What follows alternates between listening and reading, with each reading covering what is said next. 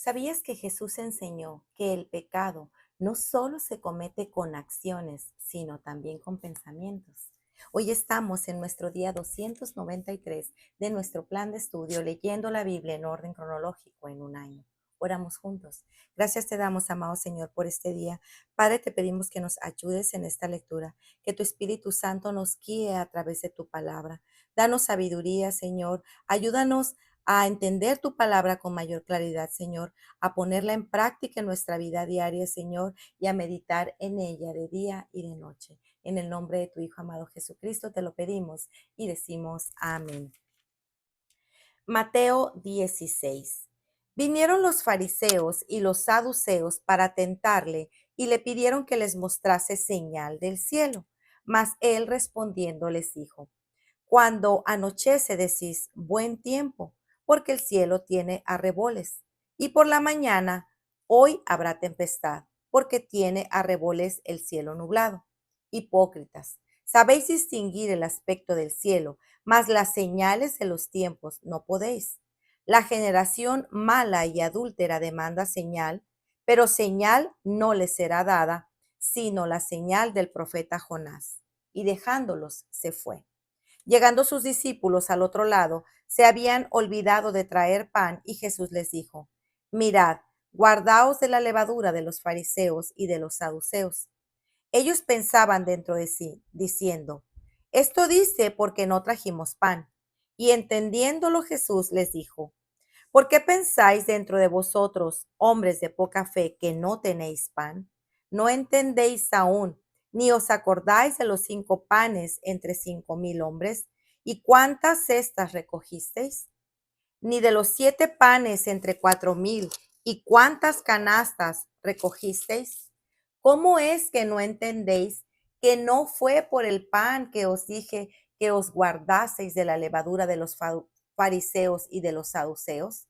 Entonces entendieron que no les había dicho que se guardasen de la levadura del pan, sino de la doctrina de los fariseos y de los saduceos. Viniendo Jesús a la región de Cesarea de Filipo, preguntó a sus discípulos diciendo: ¿quién dicen los hombres que es el Hijo del Hombre? Ellos dijeron: unos Juan el Bautista, otros Elías y otros Jeremías o alguno de los profetas. Y él les dijo: ¿y vosotros quién decís que soy yo? Respondiendo Simón Pedro dijo: tú eres el Cristo, el Hijo del Dios viviente. Entonces le respondió Jesús: bienaventurado eres, Simón, hijo de Jonás, porque no te lo reveló carne ni sangre, sino mi Padre que está en los cielos. Y yo también te digo que tú eres Pedro, y sobre esta roca edificaré mi iglesia, y las puertas del Hades no prevalecerán contra ella. Y a ti te daré las llaves del reino de los cielos, y todo lo que atares en la tierra será atado en los cielos, y todo lo que desatares en la tierra será desatado en los cielos. Entonces mandó a sus discípulos a quien nadie dijese que él era Jesús el Cristo.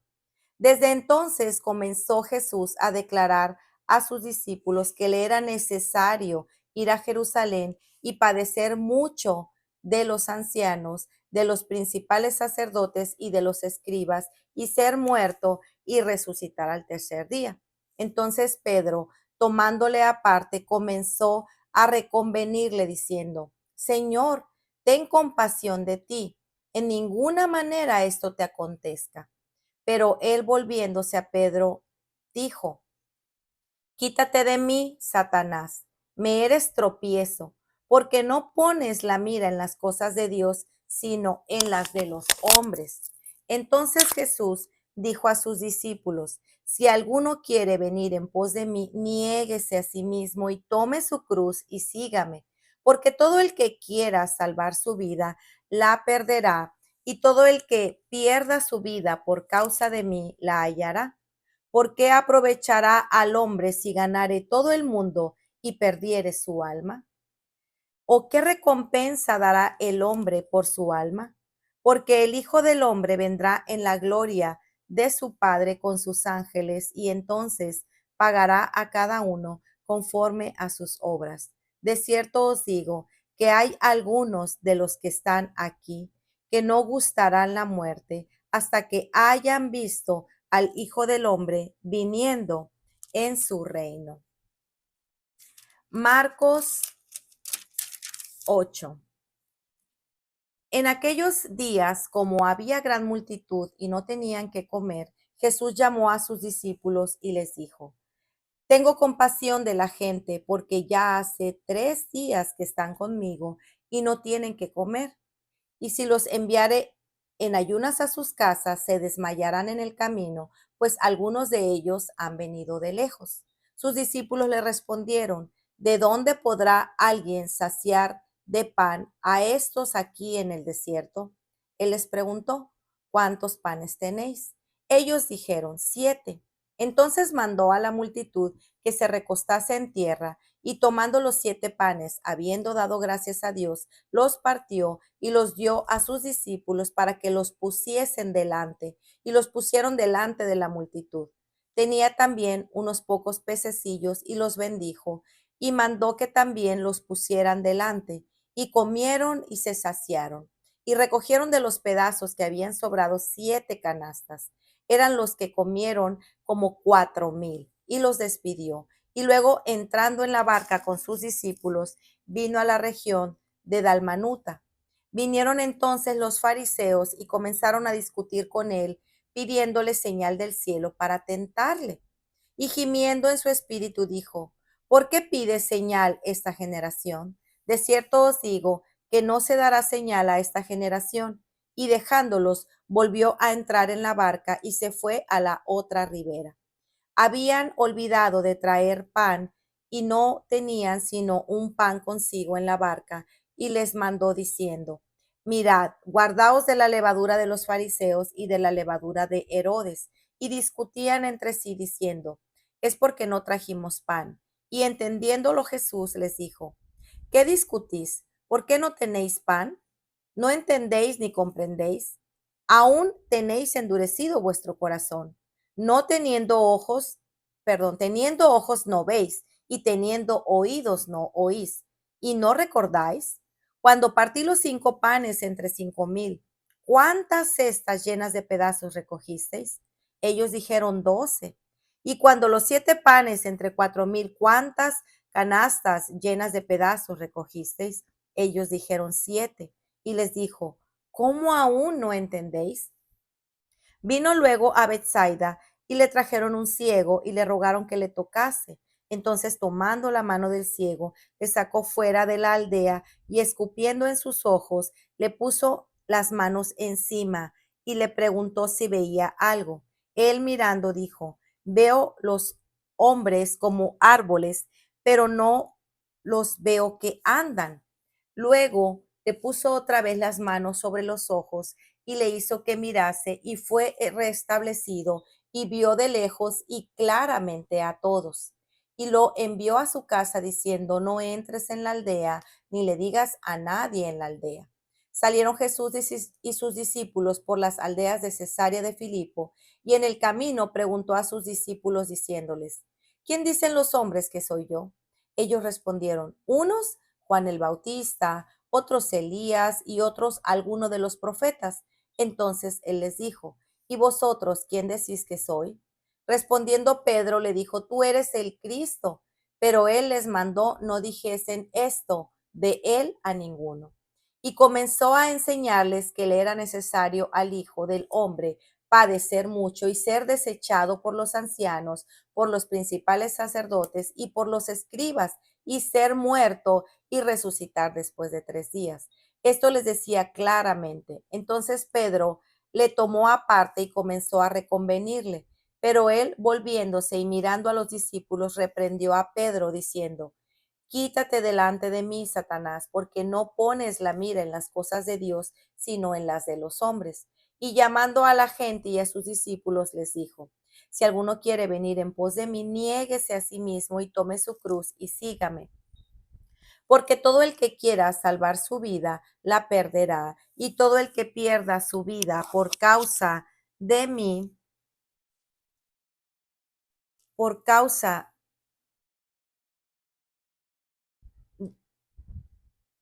todo el que quiera y por todo el que quiera salvar su vida la perderá, y todo el que pierde su vida por causa de mí y del evangelio la salvará. Porque ¿qué aprovechará al hombre si ganare el mundo y perdiere su alma? ¿O qué recompensa dará el hombre por su alma? Porque el que se avergonzare de mí y de mis palabras en esta generación adúltera y pecadora, el Hijo del Hombre se avergonzará también de él cuando venga la gloria de su Padre con los santos ángeles. Lucas 9, del 18 al 27. Aconteció que mientras Jesús oraba aparte, estaban con él los discípulos y les preguntó, ¿quién dice la gente que soy yo? Ellos respondieron, unos Juan el Bautista, otros Elías y otros que algún profeta de los antiguos ha resucitado. Y él les dijo, ¿y vosotros quién decís que soy? Entonces respondiendo Pedro, dijo, el Cristo de Dios. Pero él les mandó que a nadie dijesen esto, encargándoselos rigurosamente y diciendo, es necesario que el Hijo del Hombre padezca muchas cosas y sea desechado por los ancianos y por los principales sacerdotes y por los escribas, y que sea muerto y resucite al tercer día. Y decía a todos, si alguno quiere venir en pos de mí, niéguese a sí mismo, tome su cruz cada día y sígame, porque todo el que quiere salvar su vida la perderá, y todo el que pierda su vida por causa de mí, éste la salvará. Pues, ¿qué aprovecha al hombre si gana todo el mundo y se destruye o se pierde a sí mismo? Porque el que se avergonzare de mí y de mis palabras, de éste se avergonzará el Hijo del Hombre cuando venga en su gloria y en la del Padre y de los santos ángeles. Pero os digo en verdad que hay algunos de los que están aquí que no gustarán la muerte hasta que vean el reino de Dios. Para reflexionar. Nuestro Dios es el único que puede transformar y cambiar nuestros corazones. Solo en Él está nuestra esperanza para vencer la duda, la incredulidad, los temores y el orgullo. Pero tenemos que ser sinceros, honestos y transparentes al exponer delante de su presencia todo lo que hay en nuestro corazón con una actitud de rendición y no con una actitud altanera e inquisitiva. Los saduceos y los fariseos habían presenciado suficientes obras y milagros realizados por Cristo, que eran señales contundentes de su misión y de su identidad. Sin embargo, el orgullo y autosuficiencia de aquellos hombres era su Dios, un obstáculo que les impedía ver. Nuestro yo, es decir, nuestra carne, es nuestra piedra de tropiezo, porque siempre piensa en las cosas de los hombres y no en las de Dios, ¿cierto? Es por eso que Cristo nos llama a cuidarnos del orgullo y autosuficiencia que tuvieron los fariseos y de nuestros prejuicios para darle ese espacio al Señor. No hay manera de que Jesús ocupe su lugar en nuestro corazón si estos están llenos de nosotros mismos. El conocer a Jesús, la salvación de nuestras almas, es incomparable, más valioso que cualquier otra cosa. Nos puede recordar la frase de Jim Elliot, no es tonto el que da lo que no puede conservar para ganar lo que no puede perder. En estos versículos, Cristo una y otra vez nos hace un llamado a despojarnos del viejo hombre y de su manera de pensar y a no adaptarnos a los valores de este mundo, porque una vez salvos, ya no somos el mundo. Cristo nos exhorta y apremia a que dejemos que Dios nos transforme en nuestras personas y cambie nuestra manera de pensar para que solo entonces aprendamos a discernir y conocer la voluntad de Dios. En nuestros pasajes de hoy observamos cómo Jesús caminó con los discípulos, enseñándoles y viviendo experiencias juntos de la misma manera. El Espíritu de Dios camina con nosotros y en cada detalle de nuestras vidas Él está obrando, moldeándonos y enseñándonos nuestra verdadera identidad y los valores del reino de los cielos. Estemos apercibidos, alertos, expectantes para que podamos ver su mano obrando detrás de cada detalle de esta vida temporal. Nos cuesta entender que las pruebas, la escasez, la enfermedad o cualquier tipo de pruebas también son parte de la providencia de Dios para nuestras vidas y oportunidades para ser testigos de su suficiencia y fidelidad. Tenemos que ejercitar nuestros sentidos espirituales, dejando que nuestros pensamientos sean moldeados por la palabra, de tal manera que podamos ver y pensar como hijos de Dios que somos, tal como dice Efesios 4, 22, 24. En cuanto a la manera anterior de vivir, ustedes despójense del viejo hombre que se corrompe según los deseos engañosos y que sean renovados en el espíritu de su mente y se vistan del nuevo hombre, el cual en la semejanza de Dios ha sido creado en la justicia y santidad de la verdad. Ya no somos más ciudadanos de esta tierra, sino del cielo. Nuestra patria es la celestial. Nuestra vista debe ser desde arriba, donde estamos sentados en los lugares celestiales con Cristo. Ahora bien, nada de eso es posible si la piedra angular, si la roca de nuestra vida no es Cristo, Señor y Salvador. Nuestra piedra angular no debe de ser nuestra iglesia, nuestros líderes ni sus creencias. Cristo sabía lo que los discípulos creían acerca de él, pero al preguntarle, le resaltó la importancia no de lo que otros creen, sino de lo que ellos personalmente creían acerca de él. Y él nos hace la misma pregunta a nosotros hoy en día. Pues de esto dependerá tu vida, tu salvación, tu llamado y tu santificación. Y para ti, ¿quién es Jesús? Cristo debía desplazar la religión falsa de los fariseos del corazón de sus discípulos, esa levadura que era la falsa enseñanza que entra sutilmente a influenciar nuestras vidas. Por eso Cristo sanó al hombre ciego en 2 etapas para mostrar que cuando Dios convierte a los pecadores, ellos no ven todo lo que tienen que ver acerca de su propia pecaminosidad y de la gloria de Cristo. Necesitamos orar al Señor para que nos ilumine más su palabra, para saturar nuestra alma de ella.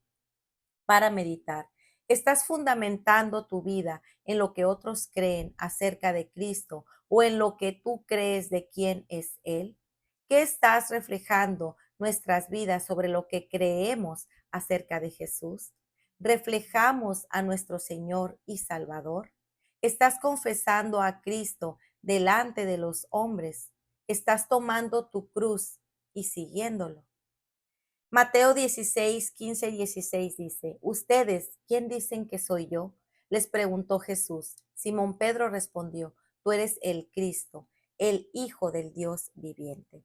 Pues muy bien amigos, este ha sido nuestro día 293. Nos vemos el día de mañana. Que el Señor les bendiga grandemente. Hasta pronto. Bendiciones.